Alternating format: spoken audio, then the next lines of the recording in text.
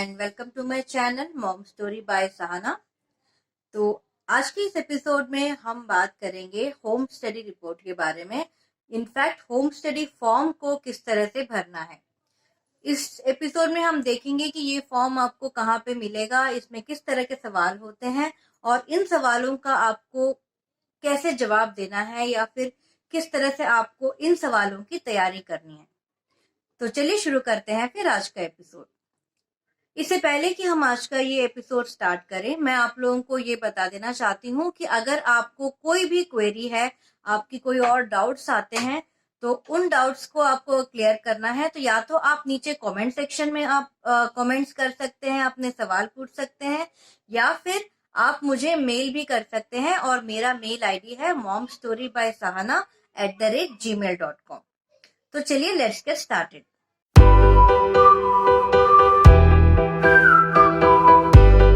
तो इससे पहले कि हम आज इस फॉर्म के डिटेल्स के बारे में जानें, आप अगर ये जानना चाहते हैं कि होम स्टडी क्यों और कैसे किया जाता है और इसकी क्या अहमियत है, तो प्लीज आप मेरा ये वीडियो जरूर देखें जो आपको यहाँ पे सजेशंस में आ रहा है। और एट द सेम टाइम मैं आपको ये भी कहना चाहूंगी कि डिस्क्रिप्शन बॉक्स में भी मैंने इन सारे वीडियोस के जो है लिंक्स वगैरह डाल दिए हैं, वेबसाइट का लिंक डाला है और आपको ये फॉर्म कहाँ पे मिलेगा उसका भी लिंक मैंने डिस्क्रिप्शन बॉक्स में दिया है, वहां पे जाके जरूर चेक कीजिएगा। तो चलिए शुरू करते हैं। तो सबसे पहले हम ये देखेंगे कि ये फॉर्म हमें कहाँ पे मिलेगा।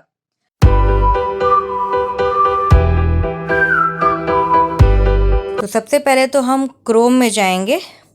गूगल क्रोम अपने फ़ोन पे भी जा सकते हैं या फिर आपके सिस्टम में भी गूगल क्रोम होगा तो उस पे आप जाएंगे, या कोई भी आपका ब्राउज़र होगा उस ब्राउज़र पे आपको टाइप करना है kara.nic.in। तो ये कारा का वेबसाइट लिंक है और इस पे आप क्लिक करेंगे तो ये साइट आपकी ओपन हो जाएगी। तो यहाँ पे आप देख सकते हैं ऊपर जैसे ये ब्लू कलर का जो टैब है, जहाँ पे home, about us, role and charter, parents, यहाँ पे इसी टैब से आप आगे जाएंगे। एक्ट्स एंड रेगुलेशंस वाला जो बटन है, उस पर आपको क्लिक करना है। जब आप उस पर क्लिक करेंगे तो आपको यहाँ पे बहुत सारे ऑप्शंस दिखाई देंगे। जे एक्ट 2015, फिर जुवेनाइल जस्टिस मॉडल रूल्स, इस तरह से आपको शेड्यूल्स पे जाके क्लिक कर देना है। जब आप शेड्यूल्स पे क्लिक करेंगे तो आपको यहाँ पे सारे शेड्यूल्स का लिस्ट आ जाएगा। जो लिस्ट है इसमें आपको जाना है शेड्यूल नंबर 7 पे, 7वें शेड्यूल पे, जो कि होम स्टडी रिपोर्ट है। तो इस पे आप क्लिक करेंगे तो ये आपको एक डाउनलोड का ऑप्शन आएगा। ये पीडीएफ फॉर्मेट में है, मतलब ये एक डॉक्यूमेंट के फॉर्मेट में है जो आप डाउनलोड करके बाद में भी कभी भी रेफ़र कर सकते हैं। तो मैं अभी इसको डाउनलोड कर लेती हूँ।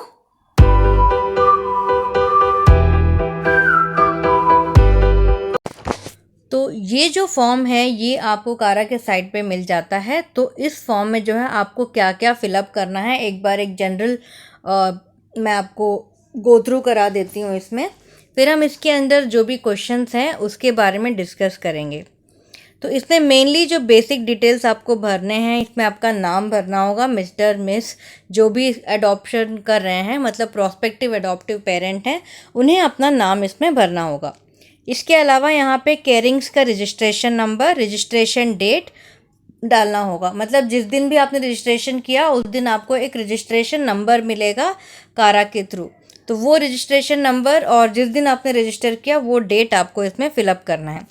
इसके अलावा आपको पैन कार्ड नंबर देना होगा। ये अगर एज ए कपल आपने अप्लाई किया है तो हस्बैंड या वाइफ किसी का भी चलेगा।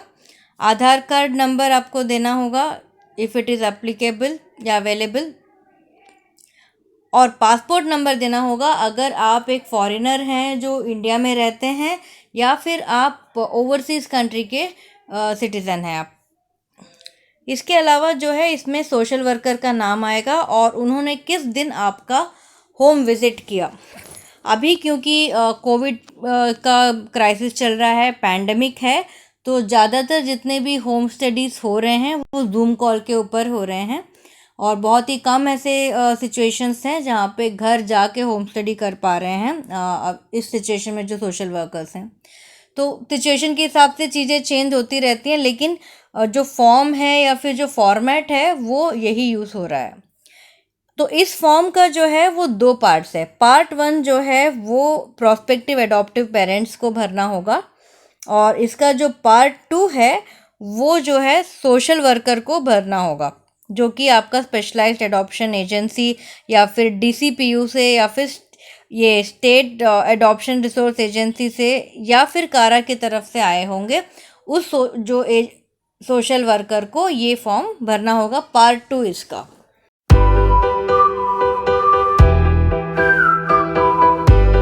तो चलिए चलते हैं, अब हम समझते हैं कि पार्ट 1 में क्या क्या सवाल आपसे पूछे जाएंगे और उन सवालों का आपको क्या जवाब देना है, या फिर एक जनरल मैं गाइडलाइन दे रही हूँ, कोई ऐसा स्पेसिफिक ये नहीं है कि अगर मैंने ये जवाब दिया है तो आपको भी वही जवाब देना है। तो सबसे पहला सवाल यहाँ पे आता है वो ये है कि आप इस एडॉप्शन के कॉन्सेप्ट से, मतलब दत्तक ग्रहण के इस कॉन्सेप्ट से आप कितने परिचित हैं, आपको इसके बारे में कितना पता है, आपका इसमें कितना विश्वास है, ये जानने की कोशिश की जाएगी। सबसे पहला सवाल आपसे पूछा जाएगा कि आपका मोटिवेशन क्या है एडॉप्शन का, मतलब आप एडॉप्शन क्यों करना चाहते हैं। इसके कई वजह हो सकते हैं। ये एक तरीका है फैमिली शुरू करने का। बायोलॉजिकल फैमिली होती है और एक अडॉप्टिव फैमिली होती है। तो आजकल जो है प्रोग्रेस हो गए हैं लोग, काफ़ी प्रोग्रेसिव थिंकिंग हो गई है। तो कई लोग सोचते हैं कि हम बायोलॉजिकल चाइल्ड नहीं चाहते हैं, हम अडॉप्ट ही करेंगे। तो ये एक तरीका है, वो एक मोटिवेशन हो सकता है। दूसरा मोटिवेशन ये हो सकता है कि आपके ऑलरेडी एक बेटा है और आपको बेटी अडॉप्ट करनी है, या फिर आपकी ऑलरेडी बेटी है और आपको बेटा अडॉप्ट करना है। तो आपको अपनी फैमिली कंप्लीट करनी है, या आप चाहते हैं कि आपके जो बच्चा है उसको एक सिबलिंग का साथ मिले। ये एक वजह हो सकती है। तीसरी वजह ये हो सकती है कि आप जो हैं मतलब medically you are not fit, medically fit नहीं हैं आप, लेकिन आप चाहते हैं कि आपका भी फैमिली हो, तो इसीलिए आप एडॉप्शन को चूज़ कर रहे हैं। तो इस तरह से अलग अलग मोटिवेशन हो सकता है, लेकिन जो भी आपका मोटिवेशन है इट शुड बी स्ट्रॉन्ग, और आपका उसमें कन्विक्शन होना चाहिए। सिर्फ इसलिए कि आप इमोशनली अपने आप को ड्रेन्ड फील कर रहे हैं, या फिर आप को एक बच्चे की कमी महसूस हो रही है, या फिर आप डिप्रेस्ड हैं, आपको लगता है कि आपके लाइफ में एक बच्चा आएगा तो चीज़ें नॉर्मल हो जाएंगी। तो इस तरह की चीज़ें जो है ये मतलब मोटिवेशन नहीं है। और एक और बात मैं यहाँ पे कहना चाहूँगी कि अगर आप सोचते हैं कि एक बच्चे को अडॉप्ट करने से आप उसको नई ज़िंदगी दे रहे हैं और आप ये कोई सोशल वर्क कर रहे हैं, तो आप बिल्कुल भी एडॉप्शन नहीं करिए, क्योंकि एडॉप्शन जो है कोई नोबल जॉब नहीं है, ना ही वो किसी भी तरह की चैरिटी है। आप अपने लाइफ में एक नए ज़िंदगी को लेके आ रहे हैं जो कि आपकी ज़िंदगी बदल देगी। तो आपको पूरा पेरेंटिंग का आपके ऊपर लोड रहेगा, आपकी रिस्पॉन्सिबिलिटी रहेगी। इट्स लाइक तो इसीलिए अगर आप बहुत ही ज़्यादा सीरियस हैं, कन्विंस्ड हैं इस बात से, और आप ये पूरा आपके ऊपर भरोसा है कि आप इस चीज़ को दिल से एकदम फॉलो कर पाएंगे, दिल से इस चीज़ को निभा पाएंगे, तभी आप आगे बढ़िए। अब बढ़ते हैं हम अगले सवाल की तरफ, जहाँ पे आपसे पूछा जा रहा है कि क्या आप किसी बड़े बच्चे को, या फिर किसी मेडिकल कंडीशन वाले बच्चे को, या फिर आप किसी स्पेशल नीड वाले बच्चे को सपोर्ट कर पाएंगे। अगर आप सपोर्ट कर पाएंगे तो उसमें आपको यस लिखना है, अगर नहीं सपोर्ट कर पाएंगे तो आपको नो लिखना है। नाउ अब मेडिकल कंडीशन या स्पेशल नीड मतलब फिजिकली चैलेंज भी हो सकता है, मेंटली चैलेंज भी हो सकता है। ये किसी भी तरह का मेडिकल कंडीशन हो सकता है, कोई स्किन डिसीज़ हो सकती है, या फिर हार्ट में होल हो सकता है, कुछ भी हो सकता है। तो अलग अलग तरह के मेडिकल कंडीशंस होते हैं। तो आपकी जो कैपेबिलिटी है, आप जिस चीज़ के लिए तैयार हैं, उस हिसाब से अपना जवाब यहाँ पे यस या नो में आपको देना है। तीसरा सवाल ये है कि क्या आप किसी एडॉप्टिव फैमिली से या फिर एडॉप्टिव बच्चे से मिले हैं? अगर मिले हैं तो आपका अनुभव कैसा रहा?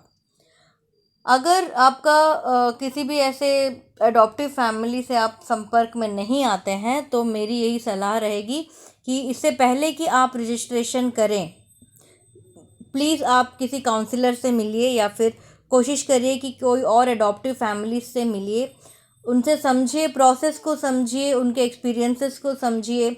या फिर अगर आप नहीं मिल सकते हैं तो आप मेरे चैनल पे वीडियोस भी दे सकते हैं जहाँ पे मैंने अपने एक्सपीरियंस भी उसमें शेयर किए हैं। और बहुत सारे ऐसे लोग हैं जिन्होंने मेरे चैनल पे शेयर किया है। कीर्तना जी का वीडियो है, उन्होंने अपना एक्सपीरियंस शेयर किया है उसमें। और आने वाले एपिसोड्स में और भी लोग हैं जो अपने एक्सपीरियंसेस शेयर करना चाहते हैं। तो मुद्दे की बात यह है कि आप एडॉप्टिव फैमिलीज़ के डायनामिक्स को आपको समझना होगा, तो इसीलिए वहाँ पे आपसे ये सवाल पूछा जा रहा है। चौथा सवाल यह है कि are there any areas where you may need counselling और professional help in supporting the child you wish to adopt, please provide complete details. यहाँ पे मैं आपको एक एग्जांपल देती हूँ। एक उदाहरण के तौर पे, अगर आप एक ऐसे बच्चे को गोद लेते हैं जो फिज़िकली चैलेंज्ड है, तो और उसकी एज भी ज़्यादा है, अगर ऐसा होता है तो उस बच्चे के साथ आपके एडजस्टमेंट इश्यूज आएंगे ही आएंगे। कोई भी नया बच्चा आता है या फिर जब भी आप अडॉप्ट करते हैं तो parents as well as children दोनों को जो है, दोनों की तरफ से जो है एडजस्टमेंट इश्यूज आएंगे। लेकिन जब आप किसी स्पेशल नीड के बच्चे को अडॉप्ट करते हैं तो एडजस्टमेंट इश्यूज ज़्यादा होंगे। इसलिए ये बेहतर होगा कि आप जो है किसी भी काउंसलर से आपको प्रोफेशनल हेल्प आपको लेना चाहिए। तो यहाँ पे आपसे यही पूछा जा रहा है कि अगर किसी ऐसा सिचुएशन होता है तो क्या आपको प्रोफेशनल हेल्प चाहिए। तो मैं तो कहूँगी ज़रूर चाहिए होगा, क्योंकि अगर आप एक बार काउंसलर से या फिर प्रोफेशनल जो डॉक्टर्स हैं, जो मेडिकल प्रैक्टिशनर्स हैं, वो अगर आपकी मदद करते हैं ये समझाने में आपको कि बच्चे की ज़रूरतें क्या क्या हो सकती हैं, तो आप बच्चे को बेहतर संभाल पाएंगे और बच्चा भी ज़्यादा कंफर्टेबल आपके साथ हो सकता है। पांचवा सवाल है कि please describe how the prospective adoption would affect other members residing with you and their support to the child. ये जो है स्पेसिफिकली जॉइंट फैमिलीज़ के लिए बहुत ही ज़्यादा एप्लीकेबल है, क्योंकि यहाँ पे पूरा परिवार जो है साथ में रहता है। तो अडॉप्शन करने पे बच्चे के ऊपर या फिर जो फैमिली मेम्बर्स के ऊपर किस तरह का असर होता है, क्योंकि बहुत सारे लोग चीज़ों से कन्विंस नहीं होते हैं कि एडॉप्शन को लेके काफ़ी मतलब कन्फ्यूजन रहता है, मिसअंडरस्टैंडिंग्स रहती हैं। तो इसीलिए यहाँ पे ये सवाल पूछा जा रहा है कि क्या आपके घर वाले भी आपके इस डिसीजन को सपोर्ट करते हैं, या फिर आपके घर के मेंबर्स को या फिर बच्चे को इस पर्टिकुलर एडॉप्शन से क्या असर पड़ सकता है।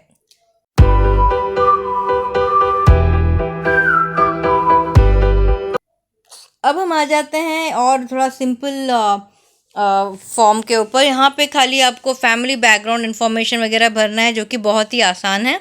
तो इसके ऊपर चर्चा करने का कोई मतलब नहीं है। इसमें बहुत सिंपल सी चीज़ें पूछी गई हैं।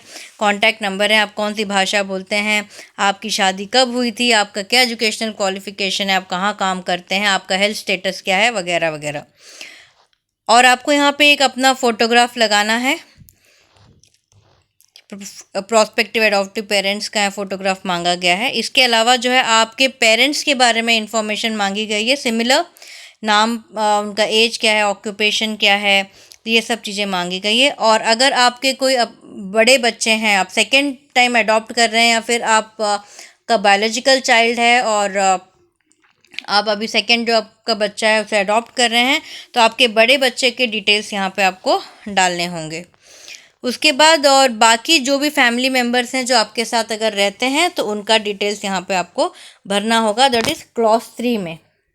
क्लॉज 4 में पूछा गया है कि आपके घर में अगर नॉन रिलेटेड एडल्ट्स या चिल्ड्रन जो रहते हैं, जैसे कि हाउस हेल्प हो गया, कोई स्टाफ है, या फिर कोई बाहर का बंदा कोई रहता है। बहुत लोगों के घर में होता है, कोई पढ़ने के लिए बाहर से कोई बच्चे आते हैं, गांव देहात से बच्चे आके रहते हैं, या फिर गांव देहात से अपने ही रिश्तेदारों के जो रिलेटिव्स होते हैं वो रहते हैं कि ठीक है थोड़ा सा घर के हम काम में मदद कर देंगे और फिनेंशियली आप हमारी मदद कर दीजिए। तो बहुत सारे एडजस्टमेंट्स ऐसे रहते हैं कई फैमिलीज़ में।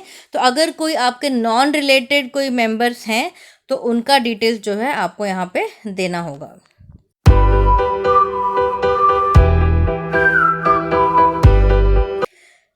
सेक्शन सी में आपसे आपके प्रोफेशनल और एम्प्लॉयमेंट डिटेल्स मांगे गए हैं। तो ये भी बहुत आसान है, जो जहाँ भी आप जॉब करते हैं, जो भी आपका कंपनी का नाम वगैरह है, वो सब आपको यहाँ डालना है। सेक्शन डी में जो है आपका फिनेंशियल पोजीशन पूछा गया है। हालांकि कारा में कहीं पे भी मिनिमम इनकम या फिर बेसिक जो है वो फिनेंशियल स्टेबिलिटी का कोई जिक्र नहीं किया गया है कि इतना ही होना चाहिए, स्पेसिफिक नंबर्स नहीं दिए गए हैं। लेकिन इस फिनेंशियल इंफॉर्मेशन से ये जज किया जाता है कि बच्चे की परवरिश किस तरह से हो सकती है। तो यहाँ पे आपको आपके सारे डिटेल्स देने हैं, इनकम, एक्सपेंडिचर, सेविंग्स, एसेट्स जो भी हैं आपके, जितना आपको लगता है कि यहाँ पे इंफॉर्मेशन देना है आपको, वो इन्फॉर्मेशन यहाँ पे आपको प्रोवाइड करना है। इन केस अगर आपके कोई भी मतलब डेट्स हैं, मतलब कर्ज है आपका, लोन है लिया हुआ, तो वो भी आपको यहाँ पे मेंशन करना है। सेक्शन ई में जो है आपका करंट मैरिटल रिलेशनशिप और क्वालिटी ऑफ मैरिटल रिलेशनशिप पूछा जा रहा है। मतलब आपकी शादीशुदा ज़िंदगी जो है वो कैसी है, मतलब आप एक दूसरे के साथ कितने अच्छे से रहते हैं, आपका कितना एक दूसरे के ऊपर ट्रस्ट है, किस तरह से आप डिसीजन लेते हैं, आपका म्यूचुअल अंडरस्टैंडिंग कितना है। तो इस बारे में जो है जो सोशल वर्कर हैं वो अलग अलग तरीके से आपको सवाल पूछेंगे और आपके जवाब जो आप देंगे उसके बेसिस पे वो आपको एनालाइज कर लेते हैं कि आपका रिलेशनशिप कैसा है।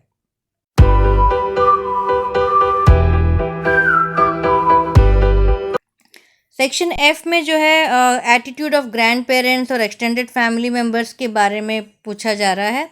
सिमिलर क्वेश्चन है जो पहले दिया गया था। यहाँ पे एक आपको डिस्क्राइब करना है कि उनका एडॉप्शन को लेके क्या विचार है, क्या वो आपको इस डिसीजन में सपोर्ट कर रहे हैं, वो किस तरह से इन्वॉल्व होना चाहते हैं आपके इस डिसीजन में। तो ये सारी चीज़ें जो है आपको यहाँ पे डिटेल्स में बतानी है। सेक्शन जी में आपसे पूछा गया है anticipated plans of the prospective adaptive parents for adopted child and rearing in the family. मतलब आप अपने बच्चे का ख्याल कैसे रखेंगे। अगर आप दोनों जॉब करते हैं तो आप अगर काम पे जाते हैं तो बच्चे का ख्याल कौन रखेगा। क्या मतलब अगर एडजस्टमेंट इश्यूज आते हैं तो क्या आप तैयार हैं इसलिए कि आप काउंसलर से मिलेंगे या फिर आप उसको वहीं पे ड्रॉप कर देंगे कि वापस, या फिर आप एडॉप्शन को रिवर्ट कर देंगे। जो भी है आपको यहाँ पे वो चीज़ें पूछी जाएंगी और आपको यहाँ पे जवाब देना होगा। सेक्शन एच में preparation and training for adoption है। ये बेसिकली काउंसलिंग की बात करते हैं और आपके अपनी खुद की तैयारी की बात करते हैं कि क्या आप सचमुच तैयार हैं इसके लिए। तो इससे रिलेटेड आपको एक और मेरा वीडियो मिल जाएगा कि आर यू रेडी करके, जो कि ऑलरेडी सजेशंस में आ रहा है, और आप उस पर क्लिक करेंगे तो आपको उसके बारे में और डिटेल में मिल जाएगा। तो इसलिए मैं इस स्टेप को स्किप कर रही हूँ। सेक्शन आई में जो है आपको possible rehabilitation plan for the child in case of any eventuality with prospective adaptive parents. से फॉर एग्जांपल आपको कहीं पे अचानक से ट्रैवल करना पड़ा तो फिर बच्चा कहाँ रहेगा, किसके पास रहेगा, या फिर गॉड फॉरबिड अगर आप आगे चल के कभी आपको कुछ हो जाता है तो फिर बच्चे का क्या होगा, कौन उसका लीगल गार्डियन होगा। तो ये सब चीज़ें जो है यहाँ पे जो है आपको पूछा जाएगा सेक्शन आई में। सेक्शन जे में आपकी हेल्थ स्टेटस के बारे में जानना चाहते हैं कि आपका इमोशनल और फिज़िकल हेल्थ कैसा है। मतलब अगर आपको किसी भी तरह की बीमारी है तो क्या आप उसके मेडिकेशंस ले रहे हैं, या फिर आपको कोई मानसिक तौर पे कोई बीमारी है, या आपके घर में किसी को कोई बीमारी है, तो वो सारे डिटेल्स जो हैं आपको यहाँ पे मेंशन करना होगा। लास्ट है कि certified that the above information is true to best of our knowledge. तो फाइनली आपको यहाँ पे एक साइन करना होगा सर्टिफाइंग दैट कि आपने जो भी इंफॉर्मेशन यहाँ पे प्रोवाइड किया है that is true to your knowledge. मतलब वो सारी डिटेल्स जो हैं वो फैक्ट्स हैं और आपने कुछ भी जो है मैनिपुलेट नहीं किया है यहाँ पे। तो पार्ट 1 यहाँ पे ख़त्म हो जाता है, और जो पार्ट 2 है ये प्योरली सोशल वर्कर की रिस्पॉन्सिबिलिटी है इसको फिलअप करने के लिए। तो फॉर्म को मैंने आपको पूरा डिटेल में बता दिया है। तो ये एक पूरा डिटेल डिस्क्रिप्शन मैंने आपको दिया पूरे होम स्टडी फॉर्म का, शेड्यूल 7 का, कि शेड्यूल 7 में किस तरह के सवाल होते हैं। ये सवाल एक आपके लिए गाइडलाइंस है। जरूरी नहीं है कि सोशल वर्कर आपको सिर्फ यही सवाल पूछे, हो सकता है इसी के इर्द गिर्द आसपास के जो भी सवाल हो सकते हैं उस तरह के सवाल आपसे पूछे जाएंगे। तो आई होप ये आज का वीडियो आपके लिए बहुत ही हेल्पफुल रहा होगा। तो अगर आपके और भी कुछ डाउट्स हैं तो प्लीज आप मुझे मेल कर सकते हैं momstoryby.sahana@gmail.com पे। नहीं तो आप कमेंट सेक्शन में भी मतलब आपके डाउट्स लिख के पूछ सकते हैं। और मैं आपको सजेस्ट करूंगी कि आप मेरे जो चैनल पे और भी जो वीडियोस हैं रिलेटेड टू एडॉप्शन उसको देखिए, समझिए, क्योंकि most of the information already मैंने दिया है। इसके अलावा भी आपको कोई डाउट्स आता है तो I will be really glad to help you. Reply करने में 1-2 दिन डिले हो सकता है, लेकिन मैं आपको रिप्लाई जरूर करूंगी। तो thank you so much for watching और मुझे अब विदा दीजिए। नमस्कार।